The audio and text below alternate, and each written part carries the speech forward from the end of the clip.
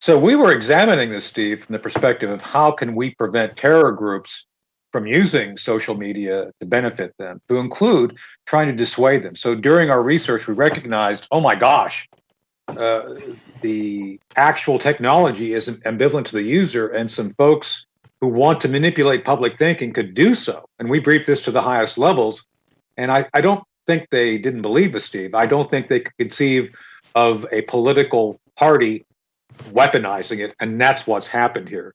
And so it's exactly what's happened. So how long ago did you, and I'm sure there were a few people in your camp, a few people saying, no, wait a second. It was a team. It was my team, yeah. So, right. yeah, and it was so, a team. Yeah. How long ago? This was back in 2015, 2016, right before President Trump won his campaign in 2016. And we were examining this again for purposes of national security. And again, it's that, oh my gosh moment. This is bad because while we can do certain things and figured it out, this could be turned around. And that's what you're talking about now, Steve, is this manipulation, all this government to private sector, government to big tech connection, where that happens, where that exists. We've seen people who have abandoned their oath of office and taken that capability, weaponized it against the American people.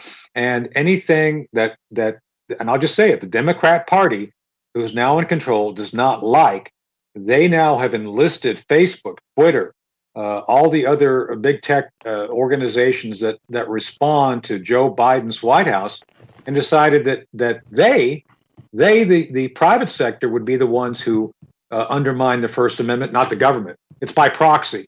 And of course, the idea here is, it's not the government, it's private companies. It's all the same. And I think that's why people really do need to be paying attention to these important lawsuits regarding this. You know what? And you touched on something, Tony, that I really want to focus on for a moment here, because this is a discussion, an argument really, that I've had with people going back several years now, because I believe that these big tech companies should come under antitrust evaluation, whether or not they pass muster or not, to be determined, right? But when they control the conversation in the public square, they really are the public square. This is how people communicate. Moms and dads communicate on Facebook as to where the baseball game is. Right. People communicate on politics, on Twitter or Getter or whatever it is.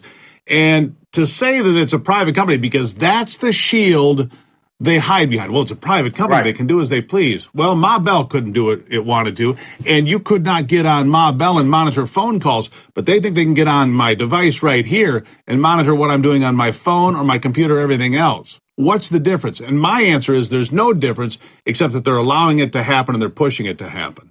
No, it's no difference, Stephen. It's worse, because what you now have with big tech, they have built a virtual model of you.